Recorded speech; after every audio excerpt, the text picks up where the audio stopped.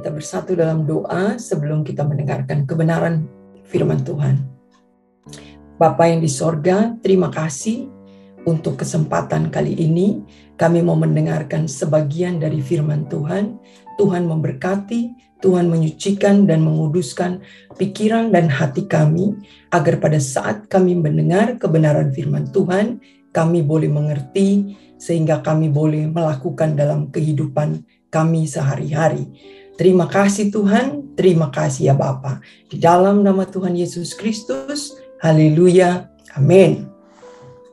Bapak Ibu yang terkasih di dalam Tuhan, hari ini saya akan membawakan kebenaran firman Tuhan dari kitab 1 Petrus 1 ayat 15 dan yang ke-16.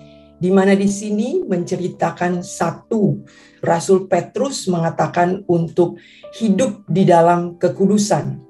Nah, 1 Petrus 1 ayat yang ke-15. Saya bacakan bahwa tetapi hendaklah kamu menjadi kudus di dalam seluruh hidupmu, sama seperti Dia yang kudus yang telah memanggil kamu. Kemudian ayat yang ke-16 dilanjutkan dengan sebab ada tertulis, kuduslah kamu sebab aku kudus. Demikian firman Tuhan. Jadi jelas di sini Bapak dan Ibu, saudara dan saudari yang terkasih di dalam Tuhan, bahwa melalui Yesus kita ini dikuduskan, saudara dan saya dikuduskan. Jadi kita diperdamaikan dengan Allah yang kudus, sehingga kita menjadi kudus. Nah, itu adalah merupakan anugerah dan itu bukan merupakan hasil daripada usaha kita. Jadi itu merupakan satu pemberian. Setelah kita dikuduskan yang merupakan anugerah atau pemberian dari Tuhan itu tadi, maka Tuhan meminta kita untuk hidup di dalam kekudusan. Nah, kenapa saudara dan saya harus hidup di dalam kekudusan? Karena Tuhan itu kudus.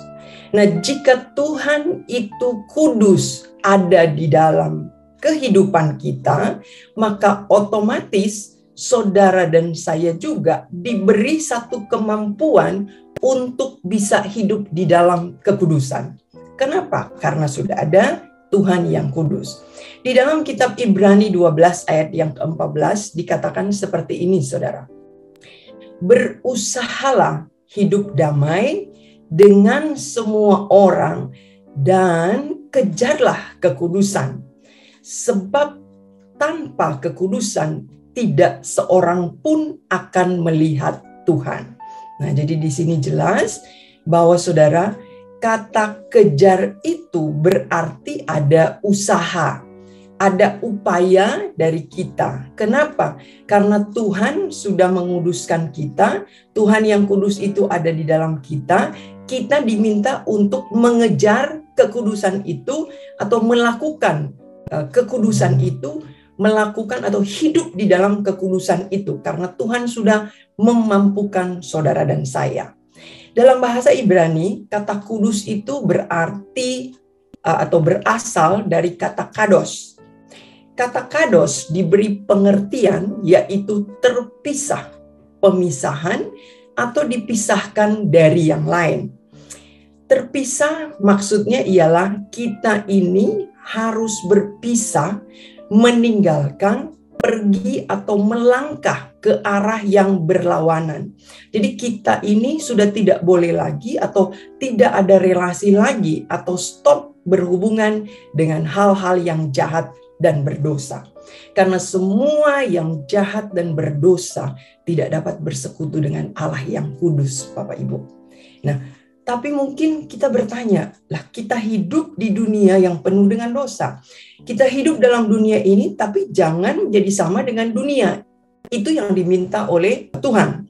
Nah, contohnya saya beri contoh adalah di dalam satu gelas, kalau kita taruh air dan minyak, itu di dalam satu wadah, kelihatannya bersatu. Tetapi kalau kita lihat, itu ada satu terpisah. Jadi air dan minyak tidak bersatu, walaupun mereka di dalam satu wadah gelas. Nah, saya melihat kenapa mereka dalam satu gelas jadi satu, tetapi terpisah.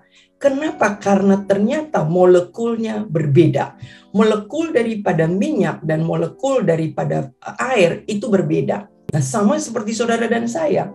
Ya, boleh dibilang molekul saudara sudah dikuduskan dengan dunia ini. Sehingga otomatis walaupun kita berada di dunia ini, tapi kita tidak boleh menjadi satu atau tidak boleh bercampur. Nah, jadi saudara dan saya hari ini percaya bahwa kita harus yakin bahwa molekul kita adalah kudus. Dan setelah kita sudah dikuduskan, Tuhan yang kudus itu sudah ada di kita. Makanya Tuhan minta kita kudus supaya kita bisa melihat Tuhan. Hiduplah dalam kekudusan itu. Kita sebagai orang yang sudah dikuduskan harus hidup dalam kekudusan.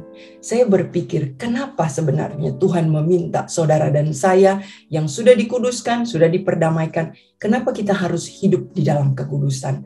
Ternyata Tuhan itu sangat mengasihi saudara dan saya. Karena Dia mau kita itu menikmati Dia. Menikmati Tuhan yang kudus itu. Nah, saya punya contoh yang sangat luar biasa. PR dan citizen daripada warga negara Australia. Jadi kalau kita jadi warga negara Australia, kita tinggal di Australia, banyak sekali fasilitas yang kita bisa nikmati. Contohnya, sekolah SD, SMA, tidak perlu bayar kalau kita pergi ke public school, di mana public school di sini cukup baik. Masuk kuliah pun kita tidak perlu bayar. Artinya, itu dibayarkan oleh pemerintah pada saat kita kerja, nanti kemudian mulai dipotong dari gaji dengan jumlah amount yang sedikit ya. Jadi kita masih bisa menjalani kehidupan. Ke dokter pun kita tidak perlu bayar, karena kita bayar pajak, jadi kita tidak perlu bayar. Jadi tidak usah takut dengan hal-hal tersebut. Nah, akan tetapi, jadi boleh dibilang sudah jadi warga negara Australia. Warga negara Australia ini, kalau dia mau ke negara yang lain, dia tidak bisa pakai fasilitas tersebut. Kenapa? Contohnya, saya umpamanya mau ke negara Indonesia atau ke negara Amerika. Saya bawa kartu Medicare saya yang tidak perlu bayar. Saya katakan kepada dokter tersebut, dokter, saya ini warga negara Australia. Di Australia saya tidak perlu bayar. Jadi saya ke dokter, saya tidak perlu bayar. Saya tidak mau bayar. Dokter pasti akan mengatakan tidak bisa. Itu hanya berlaku di Australia atau di dalam negara tersebut. Nah, sama seperti saudara dan saya begitu juga.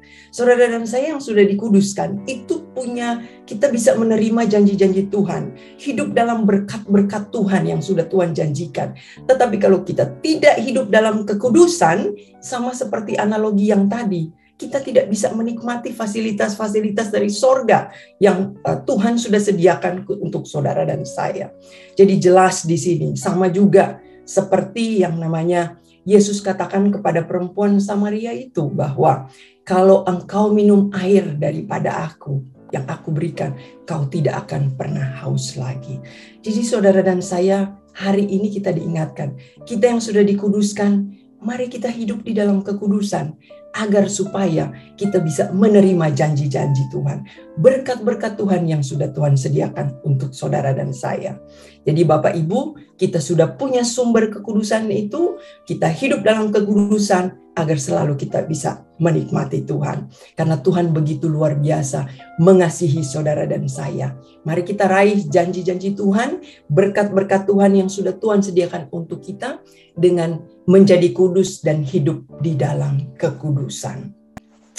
Baik Bapak Ibu dan saudara-saudari, mari kita tundukkan kepala dan kita berdoa.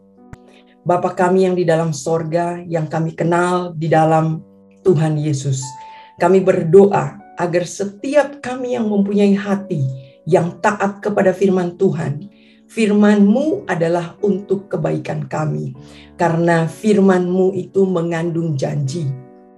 Walaupun terkadang kami tidak mengerti, tetapi pimpinlah kami untuk tetap melakukannya. Mari dekapkan kedua tangan di dada. Jika saudara mempunyai pergumulan, persoalan, tantangan di dalam karir, studi, keuangan, masalah keluarga, kesehatan, apapun juga itu, termasuk dengan perjodohan, biarlah berkat Tuhan turun ke atasmu dan kekuatan kasih Tuhan turun ke atasmu, dan percayalah Tuhan akan membukakan pintu-pintu berkat serta damai sejahtera Allah menaungimu senantiasa. Saudara terkasih, jikalau ada yang sakit, mari tumpangkan tanganmu di bagian yang sakit, supaya menjadi sembuh di dalam nama Tuhan Yesus Kristus. Haleluya. Amin. Jika saudara masih membutuhkan pelayanan doa dan konseling, silakan menghubungi nomor di bawah ini. Tuhan Yesus memberkati.